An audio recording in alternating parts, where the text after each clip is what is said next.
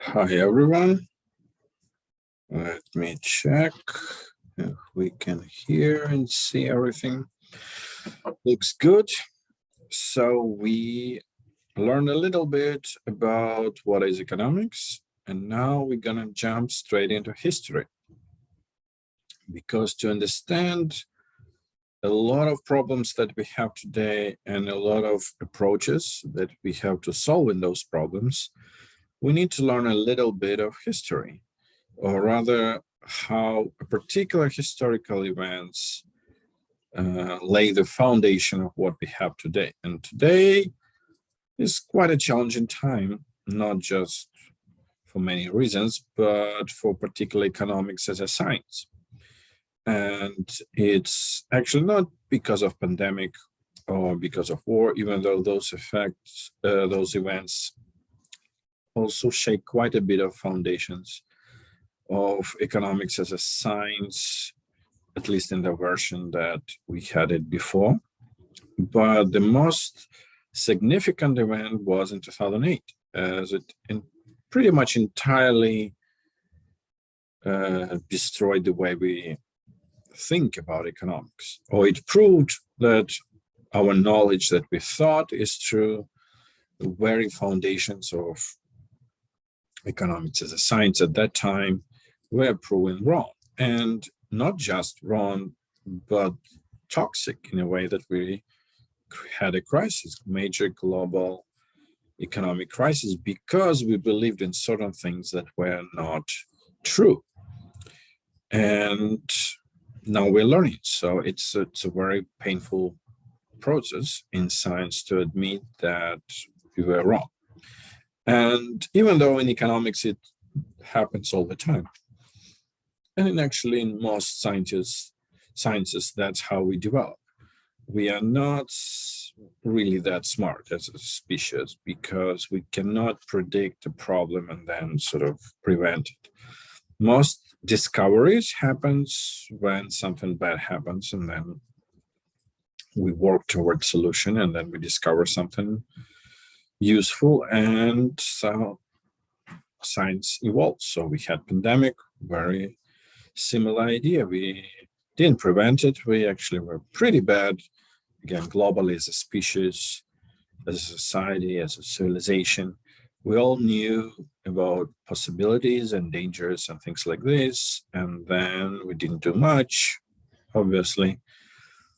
And even when it was happening, still was quite a devastating event. But we did learn some advances, medications and vaccines and things like this were extraordinary. So economics works like that, but with economic crisis. So economic crises are effectively driving force for economics as a science. And that's why history is very important, as we live not in calm times by any means. We have crisis, and the more crisis we have, the more wrong effectively we were, because crisis is a failure on some level. And economic crises are very unique because unlike pandemics or natural disasters or hurricanes or even climate change, economics is something that we actively create. We have an active economic policy. It's not that it just happens to us from some external force.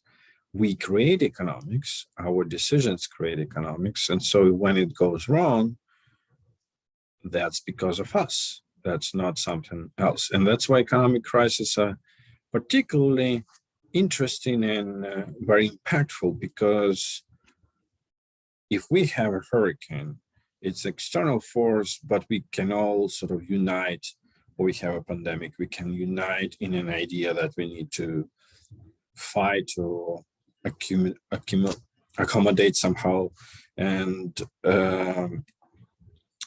basically improve our life and fight this situation. With economics, it starts with admitting that we were wrong. And people in power never do that.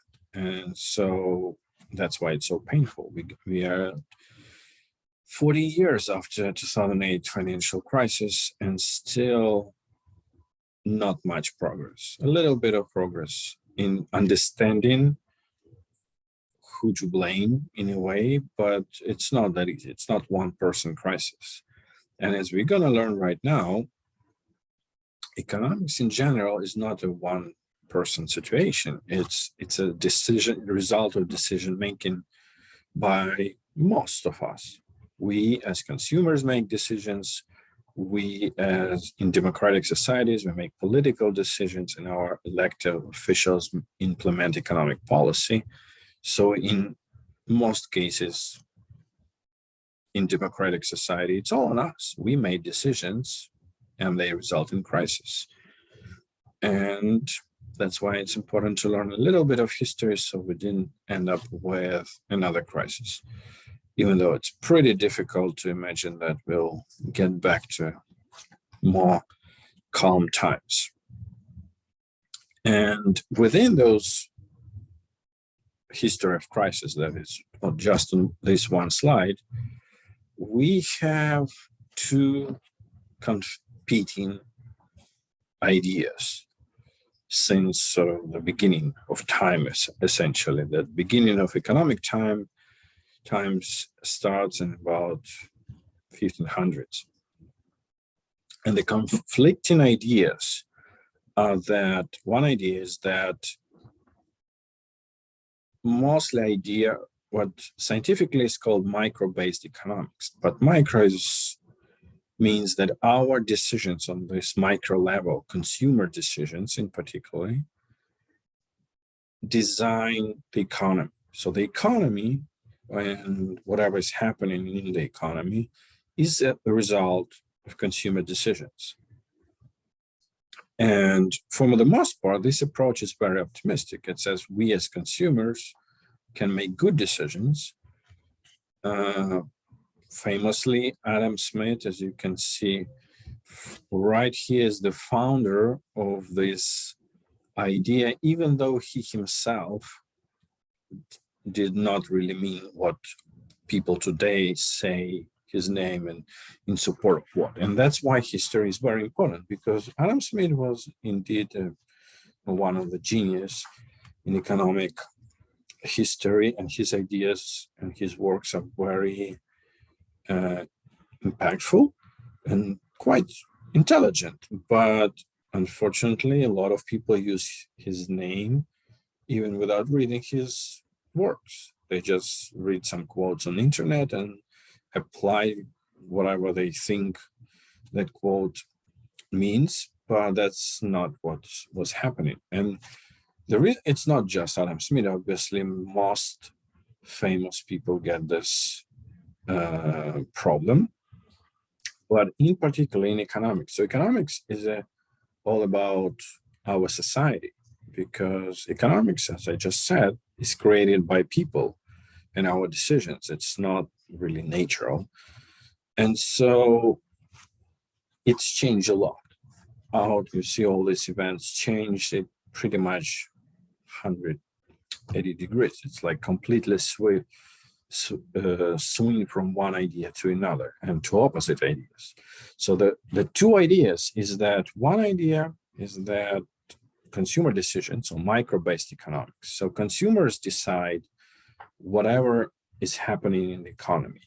And obviously, when everything's fine, all this doesn't matter. Like, that's not even economics. If everything was fine, we didn't really study anything. We just enjoy and stay on the beach.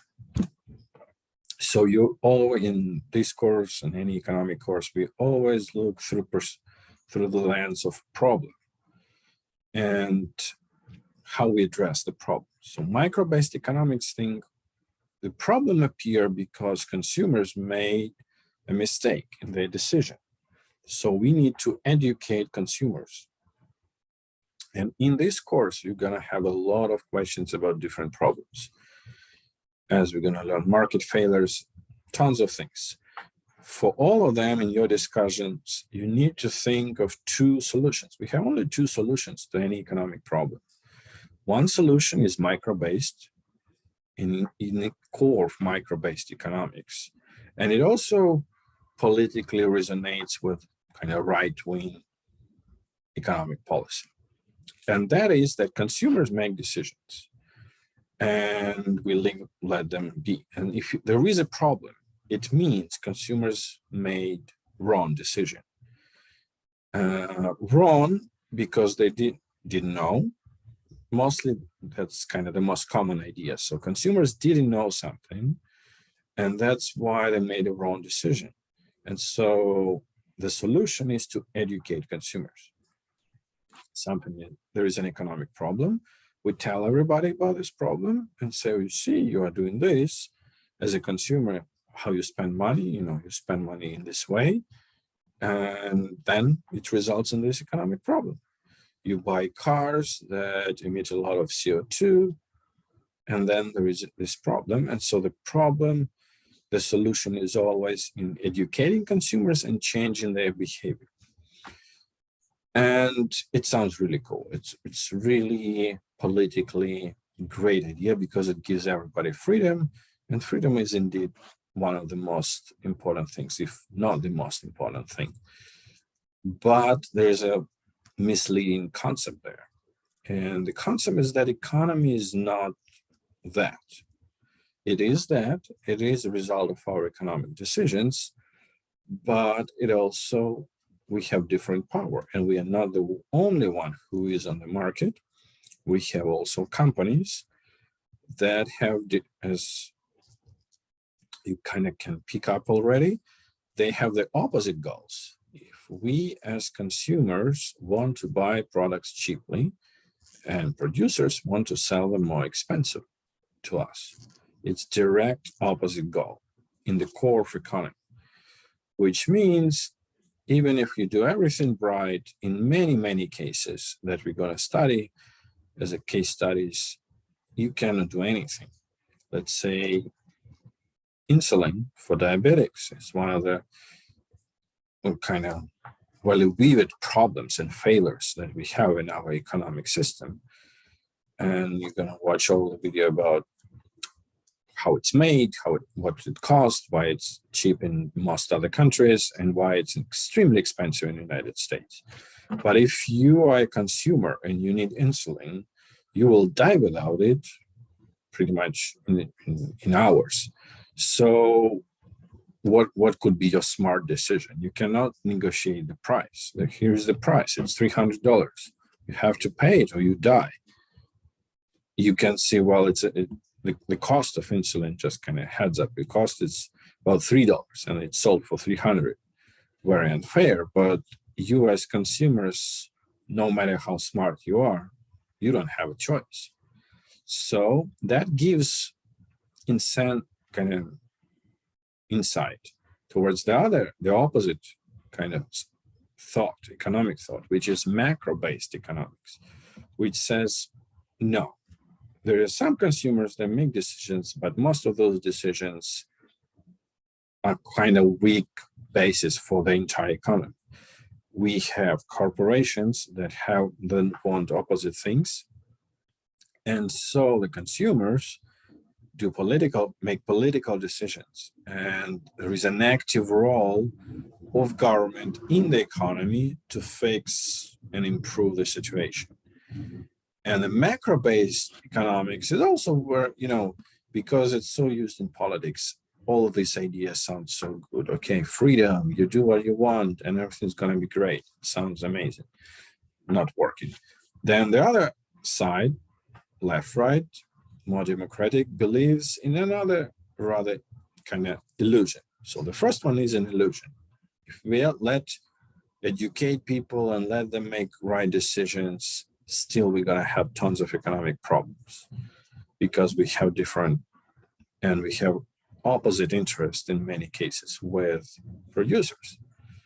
Now, the other side says, well, we elect great people to the government and they do all the work. And that is called macro-based because it's not from our decisions. It's the government who will protect consumers. In case of insulin, that is quite pretty much clear what should be happening. The government should protect consumers and force producers to a competitive pricing, as it happens in pretty much all other countries. And so some cases, and it sounds really good, macro-based economics, great, power to the government to fix all our problems. And along the course, again, you will have tons and tons of different economic situations and problems, and you will be asked to find to what type of solution you think is best. And of course, the best is combination. You need to educate consumers partly because in democratic society, they vote for economic policies, so that you need them to vote right, but also to make conscious decisions about what they consume. However, you also need to give some power to government in many, many cases. But there is problem there too, because, and I hear from students quite a lot this sort of naive thought that, well, wow, there is that problem. Wow, insulin, it costs $3 to make and it's sold for $300. The government should do something about it. Well, did you vote for a candidate that did something about it? No, and probably not, because mostly you don't even know what your candidates stand on this particular issue, and it's quite common. And so there is still responsibility, and the problem here is that it's very hard to find that government. And we look abroad, in both cases, we look abroad and see where consumers are very educated. And there is also another problem: who's going to educate consumers? That's a big question. If not government, through college or education or some kind of campaign, who's going to educate consumers that they're making mistakes? And guess what? They make mistakes because they like something, because let's say oil is cheap or was cheap before. So telling someone, oh, plastic bags, and still bugs, because they're still in Michigan, they have plastic bags. In many states and many countries around the world, they're banned completely. Or you have to pay, but in many places it's just banned. So you go to a supermarket with your own bag to protect the environment. So you can explain it to consumers. That's one of kind of moderate cases. You can see that education might work, like it worked on me personally. I used to carry tons of those bags. Then I saw some documentaries that those bags, are forever. They just end up in ocean, and nothing that you assume supposed to work, that when you throw back, it's supposed to go some kind of trash and things like this. No, it just goes to ocean. They just dump it in the ocean. So it's wrong. You can see I want to use a bag, and then I want it to be some kind of recycled or burned at least, but that's not happening. So you, as or me in this case as consumer, made a decision, okay, I'm not gonna use plastic bags anymore. So partly work, but on the other hand, without the ban, people will still use it, because they're cheap and they're convenient. Actually, not that convenient, but they're free and people like free stuff. So combination of both, and it's one of successful stories where we sort of more or less achieved some success. Many, as I mentioned, many states, many countries banned plastic bags, and kind of no one complained, actually. People complain for like a month to switch to other alternatives, and then they got used to. And I switched a couple of years ago. I don't even kind of see that as a problem anymore, just a habit. So it's a very mild solution to an important problem, and quite a successful, relatively one again, compared to insulin, where companies make billions and billions of dollars, and they also go to politics and so on. So it's very hard to find good government, basically.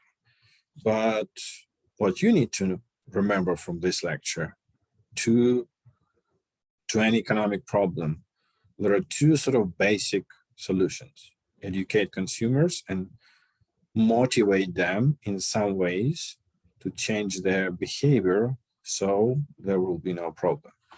Or force, through the government power, force the solution on people through a democratic process. So again, even democratic governments are not that effective. So if you have a non-democratic government that doesn't even care about the problem, then it just doesn't work. Now, let's see a bit of history, because both sides are right. And in many cases, you will see that some combination of both would be great, but it's a equal, pretty much, not just as illustration, it's literally equal to Republicans and Democrats working together on economic policy. So yeah, it's a great idea, but happens very rarely. That's a problem. So, and because why it's a problem also, the history helps to understand, because generations matter a lot. And particularly these few events you need to know, because they formed the world we live in. And it's useful to go all the way back to 1500s, because today we live in sort of opposite to that world in this particular aspect, in a way that we feel like we live in the world of freedom and the new movement, I mean economic freedom of consumers. And there is some kind of new movement to try to give more power to government to regulate our consumer behavior, in fact, and force some positive outcomes. Again, we are talking only about normal government that actually wants people, acts in the interest of people. But even that government, while doing that, can only do that by limiting our freedom that created that problem, like banning plastic bags. So it seems like that's sort of a new idea, but in reality, for entire history of our civilization, until Adam Smith, we used to live in an entirely government-controlled economy. And the first economic school, in a way, or rather economic thought, that is called mercantilism, was mostly about trade and relationship between the countries. But the idea was that the government has to control, and the world they lived in, government controlled money, government controlled gold, and government also wasn't literally elected. It's empires. It's a world of empires. And the objective was to destroy other empires and get as much land as possible, collect gold, and no one even thought of any type of freedom. It's just government-powered economy. And there are also some events that were happening. So we have like people responding to events. And that's very, very important to understand. It's not that Adam Smith is a genius or John Maynard Keynes is a genius, which they are.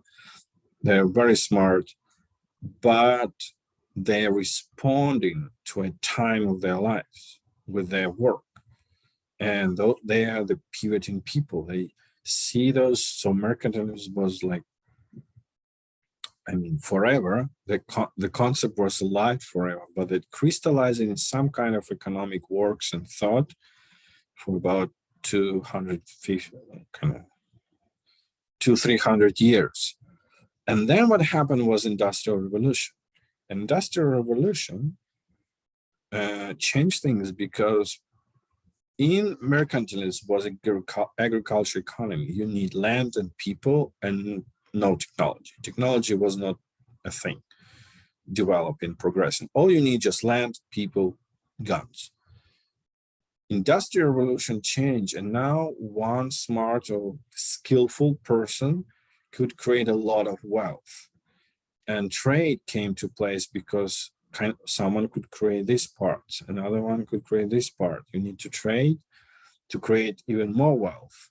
And so Adam Smith was the pioneer of this idea that we need let people decide what they want to do. And we don't need the government to decide our direction of the economy. In that case, he was arguing for this consumer decision. So first, I kind of want you to remember sort of forever for all the classes, because Adam Smith and John Maynard Keynes, as we're going, those are the two names that's thrown even today all the time. First thing to remember about Adam Smith, whatever the quote is, whatever he's saying, he is saying it to the situation, to the economic environment of his time, where everything is entirely controlled by the government, but not like in an utopian way. It's just controlled through the ideology of expansion. The government, or the dominant ideology, is that wealth is land, and land is pretty obviously fixed. And the more land, the only way you can get more land is by killing other people. And that's how we used to live.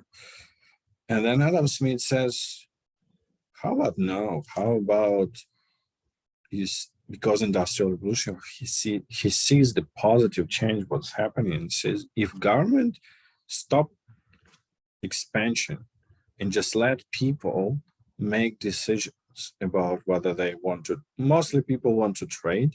We are not really, as a consumers, we want to buy, which is also a type of trade, but as entrepreneurs, we want to trade.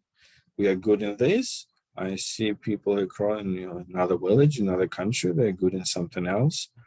I can create my wealth through exchange and trade. So by letting people make decisions, it mostly was about, instead of fighting other people to get more land, we can trade with other people what we want on our own deals. Government has quite a weak, or at least weaker, strategy for trade, because the government doesn't know what people want to trade. Commodities, yes, like grain, basic things, but that's industrial revolution. That's the time where things starting to appear that are actually brand new. First car, first railroad, everything was appearing. So understanding, well, I want to build a railroad in another country, for example. I build railroads, I'm good in this country, but maybe I'm not as good as my competitor, and so I'm losing here. How about I go to another country where there's no railroad at all, and I can be successful there?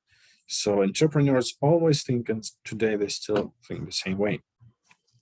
How can we trade so I can create wealth? They never think, well, I'm going to go to war with another country, because you're just, even if you're an ill-minded person, it's still, you're just like an entrepreneur. You cannot do that. So that was the point of Adam Smith, while talking about freedom and talking about decision-making left alone to people on the people level. That's what he meant. He didn't mean to have all the power and no government at all, which unfortunately very often is brought today, that Adam Smith suggested that there should be no government in the economy. Never did that. And that was, it's like suggesting today that we have aliens, something like this. It's just we don't have any reality in which that would be happening. So Adam Smith didn't live in those times. He lived in times that were different. And that's how we need to understand his work. And his work is, in fact, if you actually read his work, it's quite clear.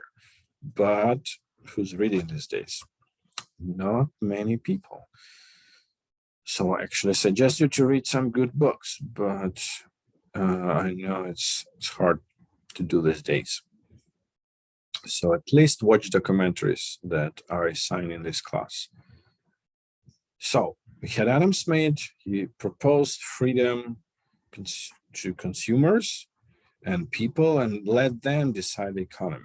And so in 1850s in US, in UK, in many other countries, they sort of listen to him. They see the Industrial Revolution, they see the wealth, and they let that happen. And in about 80 years, that's how fast it goes, which is quite remarkable. And that's why kind of you need to understand where in the time period you are, because the change from something being a good idea to something destroying the world is so fast, and it's getting faster and faster. And so what I want you to pick up and learn from this history is that there is no good idea or bad idea. There is the right time idea and a wrong time idea.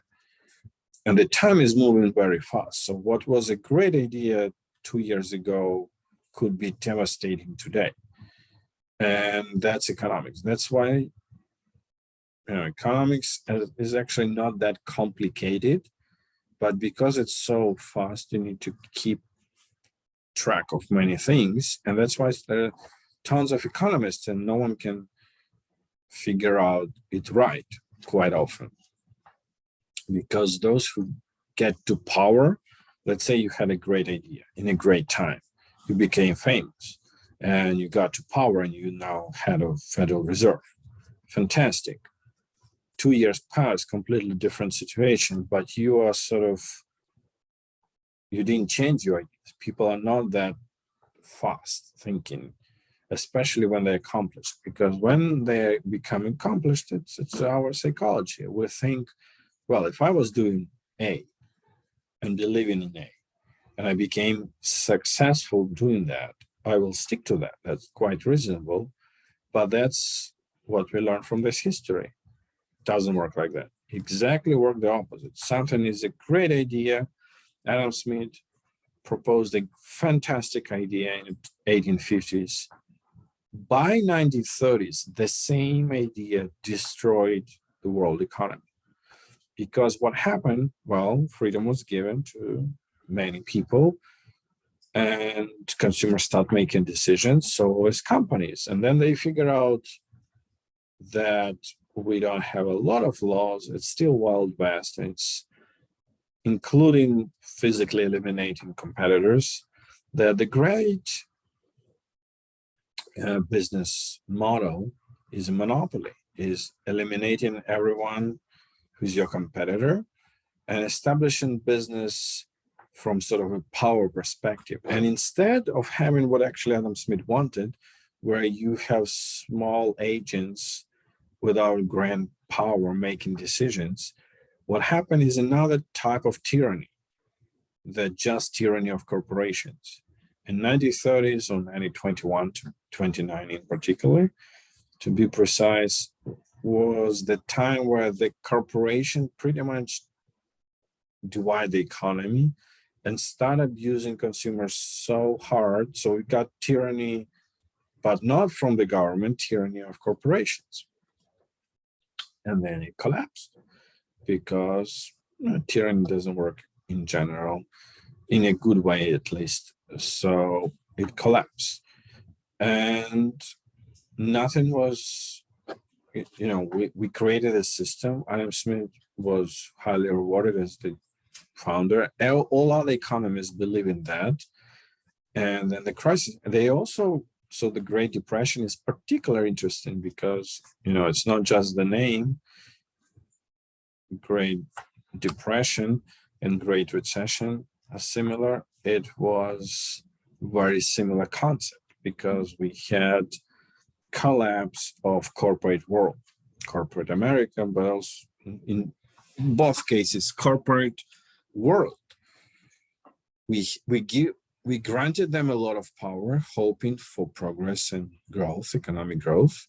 And we did get some progress in economic growth because, again, it was a right idea when Adam Smith proposed it. There was no growth. Everything was too regulated and kind of obsessed with the idea of expansion, no other ideas. Oh, great. We had freedom, different ideas. We got railroads, oil, tons of business. But then we got Rockefeller, we got Morgan, all those guys that hijacked the power in the economy. And now that it's not a lot of players making decisions. It's just Rockefeller, it's just JP Morgan making decisions what they think is right. And luckily, they were actually, those two were quite smart and make a lot of good decisions. But the structure of the economy became, again, tyranny. One group of people, or even not one person, but one group of people decides for the economy. And that not much different from what was when the king decided to go to war and nobody wanted. So that collapsed, and that collapsed even more harshly than before. It was the real economic crisis, the first deep economic crisis, because what happened before were wars, which is an economic crisis, but not an economic crisis, right? It's a war that creates economic devastation. The Great Depression, no war, everything was great, but everything collapsed. And then comes John Maynard Keynes, the other counterparty and another genius, and still, by the way, regarded as the most influential economist today, not in history. Today, when we have an economic problem and we try to solve it, John Maynard Keynes is number one author you go to find a solution. That's how powerful his works were, and his strategy was really well thought of. Or thought through. So he was trying to, Great Recession, Great Depression. What happened effectively is something, as most crises start, something little happened little by little, but mostly companies pull out all the investments, and all wealthy people got scared that tomorrow will be worse than today, and everything collapsed. And that's what John Maynard Keynes brought, that famous illustration, which I want you to remember, that so Adam Smith and classical economic school was all about numbers of goods and prices. And they thought that real situation basically matters, that, we have enough food, we have enough products, so why there is a crisis? We have enough people to work, we have enough. What if something is wrong? That's because we don't have something enough, so we can produce it. And then everything collapsed. Everything was abandoned and collapsed. Not just a little collapse, total collapse of the economy. Nothing works. And government was too weak and kind of non-existent in a normal way to deal with that, even if they tried. So John Keynes says, here's the situation. If you believe tomorrow will be better than today, knowing all the facts, all the data today is correct, knowing all the facts, all the quantities and prices, everything about any market, just knowing everything, assuming that, you just have a feeling that tomorrow will be better than today. You will make a set of economic decisions, which means how money you spend. Those are decisions that we're talking about. How you spend your money today,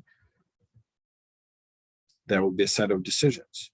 If you believe tomorrow will be worse than today, with the same exact startup, with the same data, with the same amount of money, with the same prices, with the same everything, you will make completely different decisions.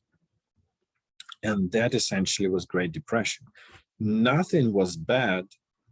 A little things got wrong, but little by little, more and more. And because there is just a small group of people that are so influential in the economy, that if like 20 people got scared, the entire economy felt that fear and collapsed. And then obviously they got even more scared and they completely collapsed. So that's the thing. If a person, obviously if tomorrow is good, most people make good decisions aggregated. Now we can be too optimistic. It's also very personal. Some people might use a little conservative mind sort of thing, somewhat too optimistic. But on aggregate, if we have to believe that tomorrow will be better than today for our economic system to exist. By the way, that's what John Maynard Keynes brought to us, that idea of expectations driving economy, not the facts. Facts are about the past, but what's driving the economy is our decisions today. And we make decisions not on past. We make decisions mostly on our expectations about the future. And you can think of yourself, how do you make decisions?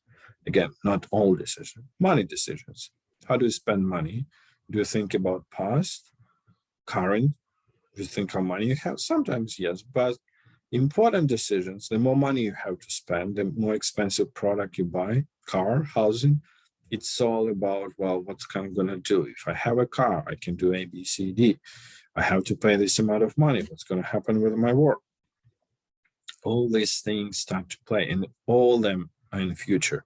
So Keynes says classical school is all about the facts and the past. It doesn't work that way. Especially, again, Keynes is looking at this crisis and straight happening. It's not that he's just like sitting and come up with this idea of nothing. No, the crisis is happening and he's looking through that, and he was already a very successful investor and kind of well regarded in his time, and lots of speeches and thoughts about economy even before the crisis, and about expectations and these ideas of that reality is actually reality doesn't even exist, because we all have, well, expectations, but we also have perceptions and things like this. So, and the markets are very emotional. It all came from Keynes.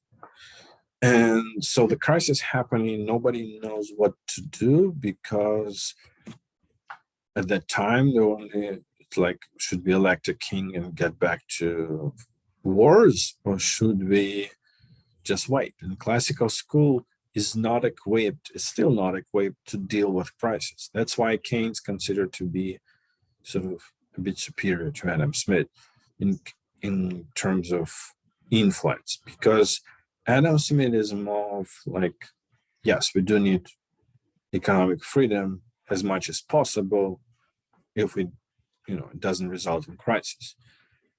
Kind of educated consumers and things like this. But we got, as I mentioned already, we study economics and we go to books and we try to figure out when it hurts.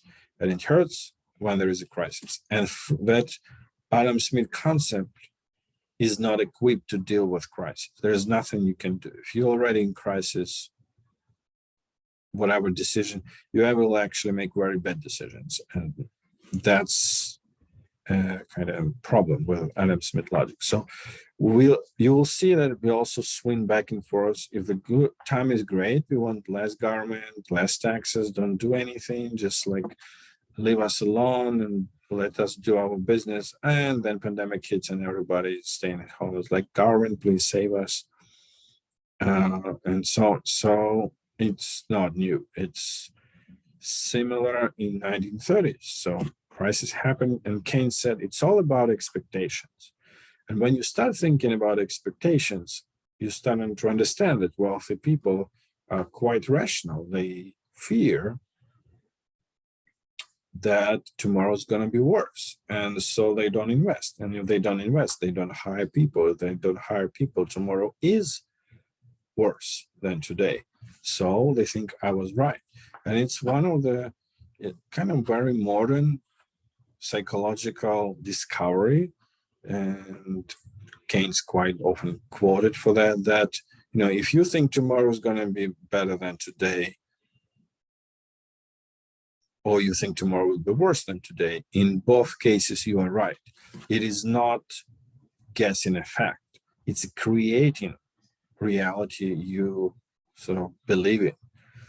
And so especially if you're powerful enough, obviously if you're just one of a million consumer, not much. But if you're a billionaire and you suddenly believe that there is no reason to build electric cars anymore, that market gonna collapse And you say, well, you see, I told you there's the market going to collapse, but it collapsed because you make decisions thinking it's going to collapse. So it's self-fulfilling prophecy. Same, you go the other way around. And that's what actually Elon Musk did. He said he believed that if the car will be cool enough, people will buy it and kind of hope for the better future, that tomorrow will be better.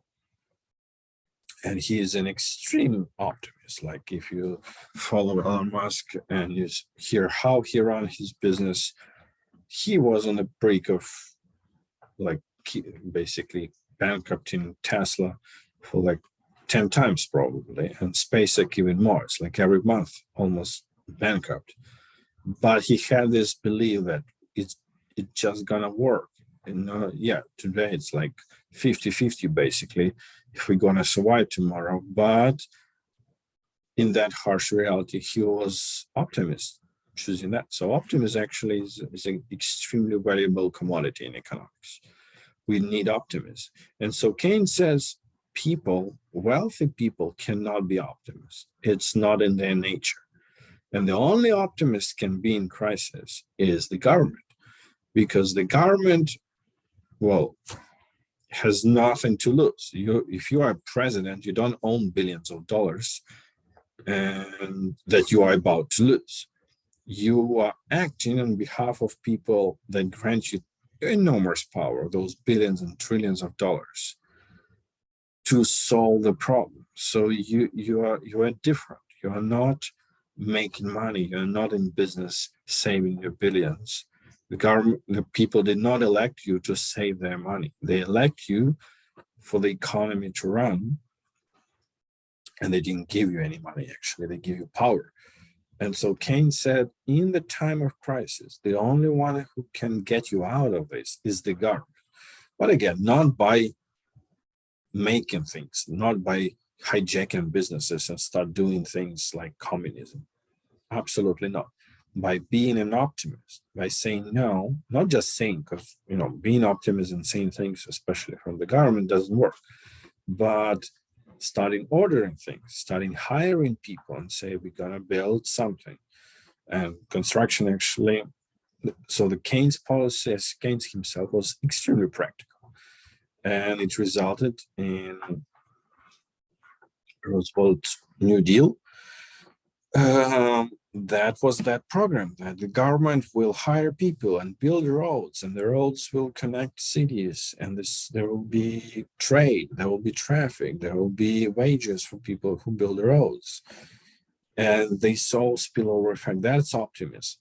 Now, the government didn't really build themselves, right? They hired people, they hired constructors. So that quite often a lot of people don't study very well. They misunderstand Keynes and kind of communism. No, the government, and in general, macro-based and policy approach is not about government doing things. So government owning property and owning means of production, that is communism. Communism is defined by the government owning all means of production and hiring all people. That is communist. So China is also not a communist country, even though it's surrounded by Communist Party, but it's not a communist country because it's not happening. Government does not own means of production. So Keynes obviously was very far from communism. His idea was, no, the government should create a plan, create some kind of future and persuade others that this future is real with money, by quite often borrowing money from central bank and just paying for this, paying for building roads, but in an economically responsible way it is possible to do. And so Keynes became kind of the icon because he did help a lot together with New Deal implementation. It showed, yes, that idea of government is not necessary in the economy is completely wrong, and we do need government, and it worked really great. And then another problem, we had end of World War II was the most another sort of most important time for structuring economics, because we had United Nations, we had a change in our mindset, how we're going to move forward. So all this were economic parts, but this idea of this mentality of trying to get wealth from other countries ended in World War II. Well, Russia tries to bring it back, but hopefully it will fail completely and will continue on a path with a different idea that wealth could be created through cooperation. And it's a very simple things, right? We have idea before that there is a limited amount of wealth fixed, represented by gold and land. And so you need to kill other people to get wealthy. There is no other way. But then the idea actually was presented kind of by Adam Smith and just cooked for a while on an international scale. So the idea came finally into internationally recognized foundation of our society, represented by United Nations and institutions under it, that the wealth could be created through cooperation and we can live in peace and so on. But that's a little side note. It kind of enforced both sides. There is no really benefit for one of the economic debate side. It's good for freedom, obviously. It's good for government policy approach. It didn't change that, but it's sent the institutions that are today. We still live by those rules set up in 1944-45. In particular, Bretton Woods, we're going to talk later, is our financial system was set up then as well. Badly, but it was set up, and it evolved through time. However, it was still set up there, and it's still largely that modified, but it's still that system. We're going to get there. So it's a little side note that 1945 had a different type of change that impact positively both ideas, just impacted positively everything. We finally figure out that there will be no more wars, or there shouldn't be any more wars, and that the wealth could be created through cooperation, and wars are pretty much stupid. And again, it worked for a while. Now, in our debate, what happened, everybody loves John Maynard Keynes, everything was great, 30s, he's a genius, 40-year pass, mega, not such massive crisis as Great Depression, but a pretty significant crisis in 70s and early 80s, what's called stagnation and stagflation. And the reason for that is, and partly very important time, for two reasons. Reason one, this stagnation is when GDP drops, but stagflation is even more important. Stagflation is a very fancy word for simultaneous increase in prices and unemployment. So in macroeconomics, there are two problems, two traditional problems: unemployment and inflation. Unemployment, people don't have jobs, and inflation, money loses value. Normally, they are opposite. So you either have people not working, nothing's happening, but then you cannot really have high prices, because who's going to buy anything if no one is working? So there is some logic to that. If everyone is working, then yeah, you can have high prices, because if everyone is working, they're making money, so it makes sense that there could be some price increase. So there are two things that usually go a little bit opposite. And then in the 70s, boom, we got both at the same time. And that hit hard because, and what happened? And they said, well, Keynes is kind of useless. Not because of Keynes, by the way. Keynes still was a genius, recognized, but because of the government. And that's true as well. So, swinging back and forth, we need to recognize, and as you're going to learn a little bit on the same side of a kind of new generation of Keynesian economists, me personally as economist, I do recognize that it failed in 70s and 30s, not the theory, the implementation. And that is the major point in a classical system, that it's not that because they recognize Keynes' ideas are great and new Keynesian ideas are great, but the implementation is a bit of a problem. So what happened? Roosevelt was great, New Deal was great, Kennedy was great, and then something not great happened with government. And government, so the problem was, or the set of Keynesian ideas in a nutshell. We're going to actually talk a little, well, in macroeconomics, we talk about that. But in a nutshell, the idea is that in good times, the government don't do much, but actually accumulates resources. The government tries to cool down the good times, to slow down the good times and accumulate resources.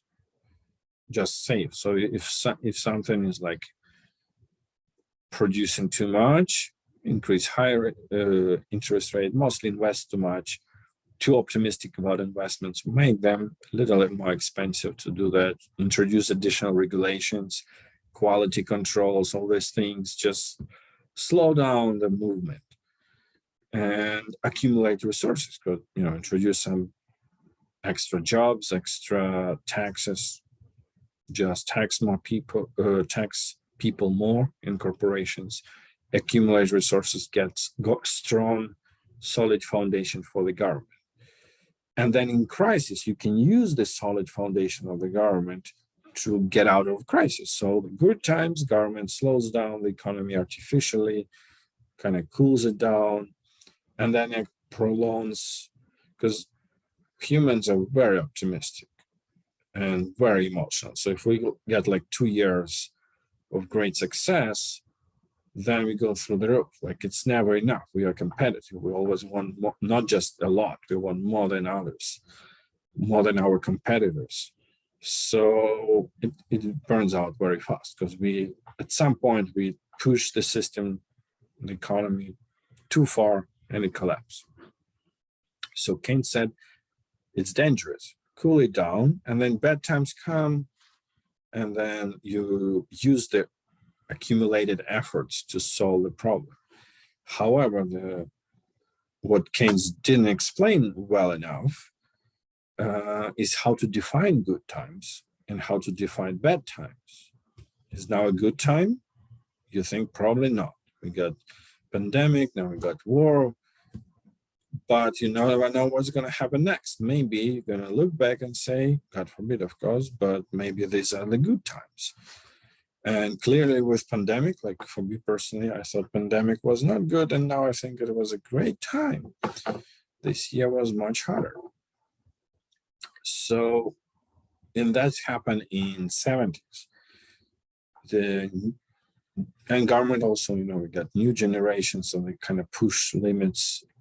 That's how election works. They always want better. So what we got is a government that thought it's a bad time, even though the reality was that it was a pretty good time. And the government said, no, it's a bad time economically, and so we're going to build houses for everybody, and the government's going to pay for that. And we're going to go to Vietnam War, and the government's going to pay for that too. And we're going to pay for everything. And then that didn't work very well. And then there was a trigger, of course, the oil prices, which is kind of trigger this time. So today we have a little bit and a lot of fear that we might have stagflation again. Luckily, unemployment is going to have the opposite problem. No one wants to work. Unemployment is extremely low. And we have tons of jobs. People demand high quality. So we get to that part. So we are not there, but we do have high inflation. That last time high inflation was exactly in this time. So your parents, your grandparents, probably even more, remember the time, and that's why a lot of those people who are in charge of our country, in particular United States, they are very old. So for them, that's reality. When they see their fear of inflation is dramatic. So everything until 2008 was defined by fear of inflation. So we got inflation because of changing in oil market. Gas prices went up, but it dragged, and nobody knew what to do. And fundamentally, government wasn't ready. Government already was tons in debt, and then the real problem hit. And government wasn't ready, government was in debt, and the trust failed. So it's not Keynesian and Gear failed, but rather the government positioned good times as bad times. And then when bad times hit, no one trusted the government enough to deal with that. And effectively we got in, and that's a major problem with all policy approach, as I already kind of mentioned, is that it's just the government is also people, sometimes good, sometimes bad. And you cannot say the government are like the smartest and the brightest people that always act in the interest of people and they do the right thing and we just live it. You know, if the world was like that, we probably didn't need economics as a science. That's not reality. Reality that sometimes we do elect progressive leaders and they do have a good change and something good happens, but a lot of times they don't. And that's the argument on the kind of consumer decisions that, you know, at least there are a lot of consumers here, at least, again, they assume that. But with government, yeah, you rely on government to do the right thing, but they never do. So why kind of give them that power? And that's largely what happened 70s and 80s. So people who grew up in that time, they kind of led just by nature, by experience that time, they never trust that government can do the right thing. People who grew up in Great Depression and through New Deal and getting out from crisis through New Deal, they believe in government. They are very patriotic. They think that government is the country. Actually, in many ways, government represents the country, right? So different generations. And now we have continue the swing. So we swing after 80s. That's it. The entire economic, kind of scientific academic community and political community said, no, no, no, no. No more Keynes, no more investments, no more optimism from the government, because you see what they did. They destroyed US dollar. They destroyed our system. We actually don't have a clue what to do with stagflation. And nobody knows, still don't know. It's a type of problem that is impossible to solve without pain, effectively. So you have unemployment and inflation. They are opposite. You try to solve one, you will make other worse. Solving them both without external help. So we did manage to do, after that, cases of solution in such situation, but only through these guys, through the United Nations. And under United Nations, we have World Bank and IMF.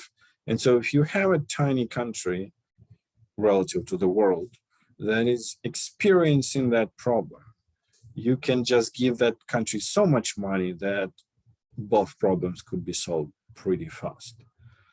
But that's the only way. If you are United States, there's no much enough money in the world to solve that. So not going to happen. And so, yeah, it is a very dangerous problem. And that's why people today are so afraid of that age when they were young and experienced that. So we got a foundation of neoclassical economic school, which is still today, as you can see, till now, it's still neoclassical. It is still, most textbooks are written from neoclassical perspective. And neoclassical perspective says consumer-based decision, no government in the economy, no policy, basically, and just, free market based of things. And it was all right. And again, it was a reasonably good idea in 70s because the government did a lot of mistakes, and the government on this euphoria of Keynes, and wow, we got the great out of Great Depression, we won the war, we're so great, and then we have a couple great presidents, and everything's still great and super. Always everything was great, and then boom, collapse, economic collapse. So now, neoclassical, you may guess, a little bit of pessimist in terms of economic problems, not in general, but you can trace it even to sort of right-wing people. Mostly their mindset is, yeah, that happens, like the problem exists. So like climate change, of course, there are people that deny, but we have more evidence of climate change than we have of gravity, actually. So most people understand it's happening, but if you're on the right, an attitude is, well, yeah, we're all gonna die, so nothing could be done about it, and that's about it, because everyone is corrupt. So it's a bit of, well, that's why kind of conservative, it's not only US, just conservative person usually is very skeptical. It's like government is corrupt, people make bad decisions, nothing's gonna be good. And so in times of euphoria, basically, that's a good mindset because it actually works, because everything is too optimistic. But in times of when everything is all right, it actually drags the economy down, and pessimism is, as I already mentioned, right here, is terrible. So neoclassical economic came to place, said, no, government, no, we will need free market, and the government actually need to, that was also a little swing towards government helping companies rather than people.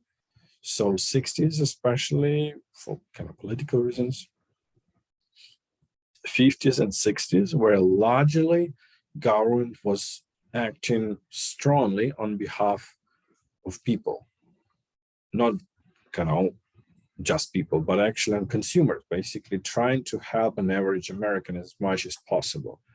Even if they had to hurt large business, regulations, social security, environment protection agencies, so all those things came to place before neoclassical school. So neoclassical was a swing towards, no, we're going to help business.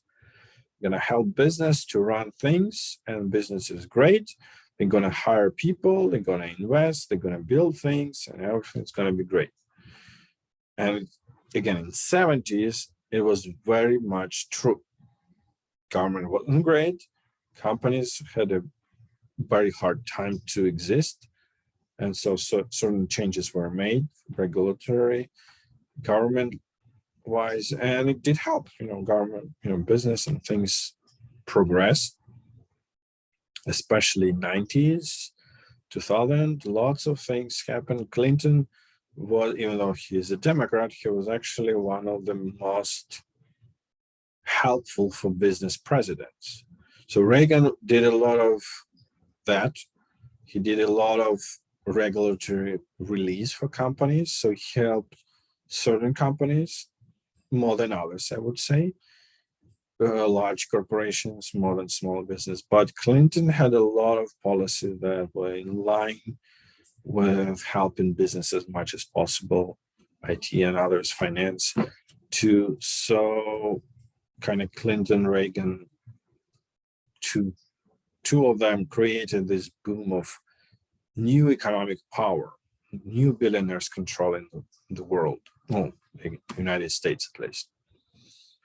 And then it all collapsed again in a very similar fashion to 1930s. Little by little, someone didn't look. This we know way more because we live in the digital world. We have a lot of data this time. What happened in Great Depression, we got like 3 documentaries out of that with the black and white photos. Very difficult to relieve that from an economic analytical perspective and see, well, who's there, why it happened. Great recession is much more evident. We have tons of evidence who was doing what, who was doing what, because it's not something designed. Those crises is not something that someone, one person sits, either president or chief economic officer or head of Fed, or on the corporate side, like head of Goldman Sachs, so former head of Lehman Brothers, sitting and thinking how to destroy the world. No, it is in consumer decisions. It's in decisions of every person in the system independently thinking, so what? Nothing's going to happen if I do a little bit of wrong thing, or everybody's doing wrong thing. That's a very common problem. Everyone says, well, everyone is doing that wrong thing, so I'm going to do this wrong thing. But everyone is doing because you are doing this. If you were not doing, maybe someone else wouldn't do it, and then nobody would do it if nobody else would doing this. So it is a game theory, and we're going to actually study that formally in this course. But the movie, The Big Short, is not part of this class, part of my other class, so I don't require it here, but I highly encourage you to watch it. It captures some aspects of that, but it's very well written, very well made. And you can see that point. You can see that there is no villain there. It's just a group of regular people sort of thing, because mostly corporations, right? So it's not people making decisions. It's very often institutions making decisions, and people saying, well, if I'm not making this decision, that's another typical excuse. If I'm not doing this, I'm going to get fired, because that's what company wants from me, because I'm in position of making money in this company. If I make a right decision that I know is right morally, I'm going to be fired. And actually, in reality, it's almost never true. Because if you bluntly state to your boss, and that's a little side note, if you bluntly state to your boss that this is morally wrong and I'm not going to do that, it's very rarely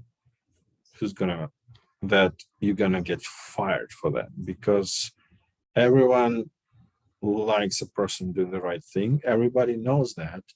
And in today's world, with, again, social media, all this pressure, very unlikely to get fired for doing the right thing. But people are so afraid to get fired that they commit even crimes.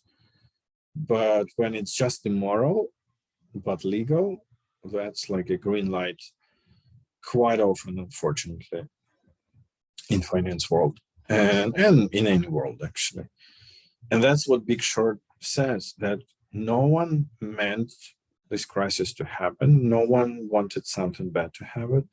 And yet everyone participated there willingly. Everyone did a little part and said, well, someone's going to do something about it. I'm just a little guy. There's government, and government, just based on neoclassical idea, was eliminated. So people that were overseeing things were bluntly eliminated from the government and Federal Reserve and all government institutions. So no one was looking, no one was even understanding what's going on the side of power. And, it's like kind of people sort of like, I got a cat here. So it's kind of like cats, I want freedom. Then they do something stupid. And you're like, well, you wanted freedom. No, you got it. And now I'm guilty because I didn't prevent you from doing something stupid. So that was how it happened. So neoclassicals argued for decades, for these decades, 70s, 80s, 90s, and 2000s, to stop regulating, and everything's great. And 2000s were great until 2008. Perfect. Everything was growing. Everyone was making money, it's like no matter where you throw your capital investments, you were making money. Great time. And then everything collapsed. Again, no external factors, very similar to depression. Nothing really happened, nothing. And yet everything collapsed. And then we learned, well, apparently we need government to look into business, what they're doing, because as we learned, there was a whole pyramid scheme happening that is described in Big Short. That was happening, and no one was doing anything about it. And it wasn't actively, because as a pyramid goes, it's sort of like a betting game. It's not that one person design and destroy the system. It's you try to compete with your opponent and try to over bet them, and then everything goes in collapse. So that's where we are. Even though after that we already had a lot of things, we are very slow. Economics as a science is very slow. And what's unlike Great Depression, where we had Roosevelt coming to kind of firing everybody in the economics department and hiring one guy who knew John Maynard Keynes personally and saying, I want to try something that's going to help this country. We didn't have that. And we didn't have that. We tried to, so Biden goes a little, kind of a lot on Keynesian. As you can see, government can do a lot of things, but it's not happening in reality. Because again, you can plan, but there's Congress and all these things. So in reality, the plan is ambitious. It was based on Keynes' idea and all the New Deal concept that government can force economy into kind of good life.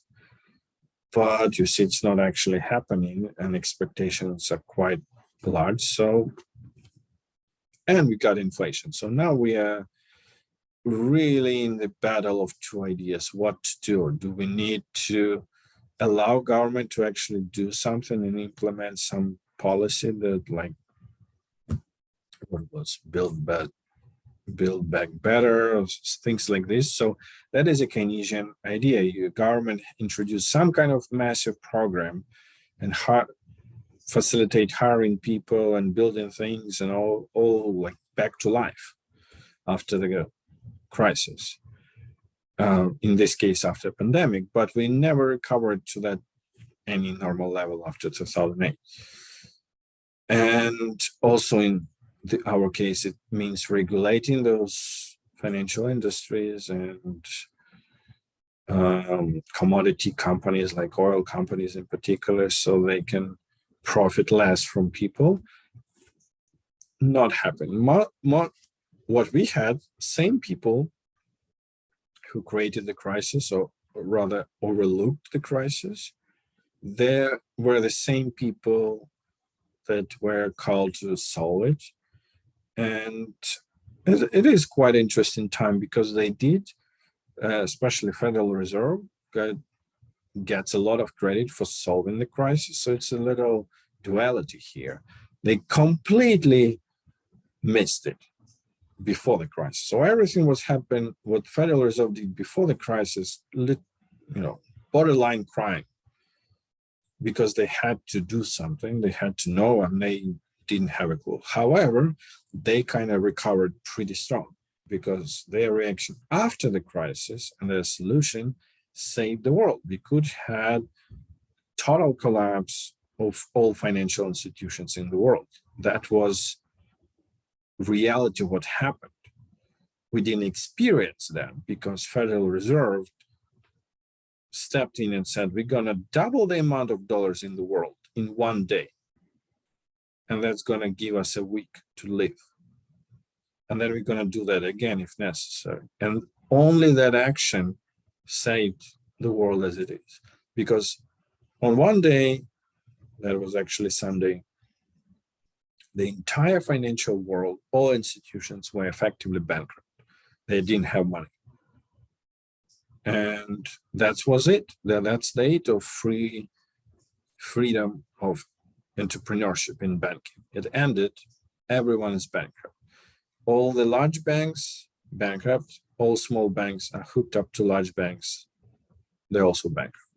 All the banks, all the financial institutions, all the savings, everyone is bankrupt. And that, so in reaction to that, we do give Federal Reserve as a leading kind of way out from that a lot of credit, because in face of such danger of total collapse, they didn't have like a partial solutions, which would be devastating. Like, oh, let's do a little bit. No, they said we're gonna double the amount of dollars. And you can imagine for the entire until 2008, all the dollars created, they doubled it in effectively a day. Just bluntly print $1 trillion, and that lasted very short period of time. And then they go again, and again, and they bailed out a lot of companies, all the banks, except Lehman Brothers, and so on. So, and then Europe caught up a little bit, did actually worse, which it is in European tradition, very trying to, not going bold, but going step by step, and that didn't work very well and created a longer crisis in Europe as a result. However, that's where we end with our crisis. So pandemic and war specific crisis, they're not that fundamental to the economic itself, or the nature that they're not economic crisis. They're crises that spread to the economy and have massive economic consequences, but they don't change economics in textbook, basically. And 2008 did change, because we need to come up with some kind of balance again with, should we have a government that is smart and trust government to do the right thing? Well, technically, freedom of capitalism died in 2008. And it was saved by the government. So that's like a hypocrisy of neoclassical school. And that's why personally I'm not a big fan, because if someone, freedom, capitalism, I do like the idea a lot, but it ended in 2008. I think if the response was a bit more in line with neoclassical tradition, then okay, you're bankrupt, you're bankrupt. Why the government should bail you out? And the government bailed out everybody, except people. They bail out banks and corporations, but people had to pay for that. And I don't see that as fair. So it's not really I would say I'm probably more in the middle, but after 2008, of course, again, as I'm saying, it's not the idea that is right, it's the time, because ideas are, there are just two ideas. Sometimes one is right, sometimes others, sometimes some mix. And that's what we're going to talk about, different problems, what you think is a good solution. So in red here, we have why they fail. Neoclassical school rely on markets entirely. And they literally believe, there is no basis for that. It's a belief that competition is natural for markets. And that's what we're going to study next. What is competition? What is monopoly? And competition is natural for markets. That's their belief. You just leave market alone, it's going to be competitive. And they have the whole theory behind it. But it's opposite to what's true. If you leave the market alone, it's going to be a monopoly or oligopoly with some kind of agreement. Because as we're going to, next lecture, as we're going to see, markets, suppliers, consumers, suppliers or producers, for them, first, it's a company, right? A company has more resources, capital resources, hire smart people, and their objective is to make more money, and their objective is to become a monopoly. while consumers have an objective to buy product. They are not acting on that aside of buying or not buying product. They are not sitting building strategies of how to hijack the market and make it competitive. And the problem with neoclassical school that they just believe it's going to happen. But I don't believe in things that just happen. It's like never, it's just nothing is just happening good. Nothing good is just happening.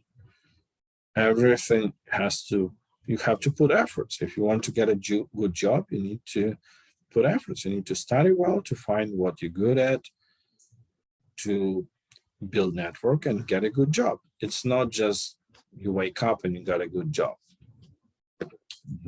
Never gonna happen. Maybe you see on TikTok someone's successful dancing and making millions of dollars, but you gotta learn statistics and things like selection bias, and then you're gonna understand that that's not, and maybe it's also fake. So I'm quite skeptical about good things happening without efforts, and competition is a good thing, no doubt there. Competitive markets are very good, but they're not natural. They are not going to happen if you leave a market alone. You actually will have exact opposite, because that's the objective. That's what at least one side of the market actively is working towards that, towards establishing a monopoly. But then the other side is not doing anything because they're consumers. They're busy working. They're just buying things. So you need the government to actually balance out through regulation as somewhat competition is not natural. It's established through regulation. And in this case, sports help. If you play sports, sport is competition, competitive sport. What you have, judges and rules. If you have no judges and no rules, what kind of sport? How long will it take to somebody bring a rifle to a football field and solve the problem in an old-fashioned way and achieve the objective in a different way? If there is no judge, there are no judges, no rules. So competition doesn't work in sport is a great illustration. It works if there are rules, there are judges, and everything is implemented, and then we all can enjoy sports. And economy is like that. But for whatever reason, people understand that with sports, and they clearly, at least half of people that I met believe that don't understand the concept of rules in economics, which is strange. Well, that's why we study, to get better. Well, the other side is guilty of another common, what I call false fundamental assumption. They assume that government acts in the interest of people. It's a very nice belief, but not true. Government acts in the interest of government. Government is consists of people. I believe some have moral compass and do the right thing, but questionably, if that always happens. And very often, again, it's generational. When we have a problem, we had Roosevelt, we had even kind of having here, we mostly had, so we got out of this crisis, stagflation, remember, unemployment and inflation. We solved inflation first, and which, as I mentioned, you try to solve one, the other gets worse. So we solved inflation first, the other got really bad, and that's why we can't say that that person was a hero. But the head of Federal Reserve, named Volcker, who was the one who solved inflation, was the most hated man in America while he was doing that, because he literally was called the most hated man in America, because he made unemployment and growth worse and worse by trying to stop dollar devaluation and prices going out. But now he is regarded as a not, a hero in a way, economic hero. because that's how we have US dollar, that despite all this printing that's happened here and happened for pandemic, it's still standing strong. It's not, again, nothing good just happened. It's not that US dollar is such great. I have students who wrote me just US dollar is just great. That's why it's so popular in the world and so strong. Please don't write that. There is, again, someone put efforts. Your parents' generation struggled through years and years of terrible economy because, and that is the cost the economy paid to build up strong dollar. Walker built strong dollar through through sacrifice. Instead of going to solve unemployment, try to hire more people and kind of forget about inflation, he just cut off government from money, and he cut everybody off money and just said, no, we restore the value of money first. We restore the value of dollar first. And it's not fast. It's not today and tomorrow is great. It's years through painful no dollar economy until everybody understands that dollar is something, and they change their mindset, because it's, again, it's, as Keynes said, it's all expectations. That's why inflation is so dangerous. It's not that the price increased, not the price of oil went up. That's not a problem. It's that the price of oil, because we have in today, price of oil went up. And we're looking very carefully because, well, if the price of oil went up, what other prices can go up? And we see a lot of companies increase prices without any reason, just because. And that's how inflation starts. Not because of reality, like there is no oil and oil price went up. We can deal with the reality. It's just tiny problem, actually. It seems big, but it's a tiny problem compared to if everyone in the world, or at least in most countries of the world, will believe that all the prices tomorrow will be high. That mindset will destroy the financial system. We're going to have real inflation when money is worthless day by day, and we don't know what to do. And actually, there is no solution to that, because the problem is not real. The problem is in people that do not believe in money anymore. And imagine if you don't believe in money, if you don't believe in dollar anymore, what are you going to do? And the only solution is to make people believe, and that's painful, because the only way you can do that is just cut money off everybody. And then, well, there's no money, so money probably is a good idea.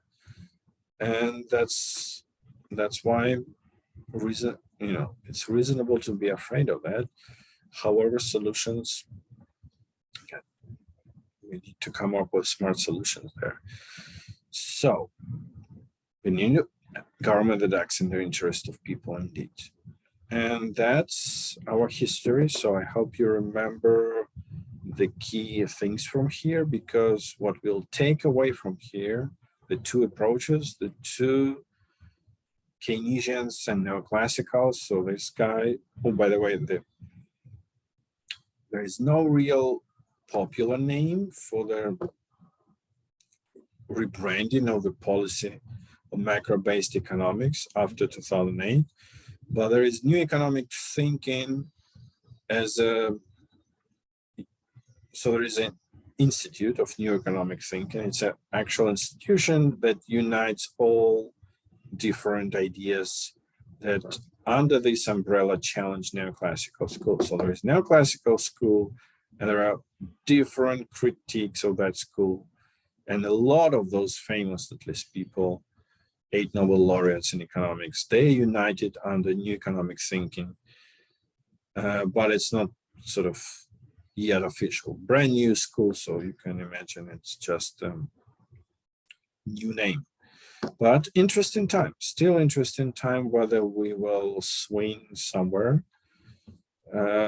more to policy approach and we'll have a bit better policies, or we'll go to free market back to free market and no regulation. So we maybe finally have some balance in between. But it's hard. It takes work not only from powerful people and government, but also from everybody. And democratic control of what your government is doing is extremely important. Okay, that's going to be all for today.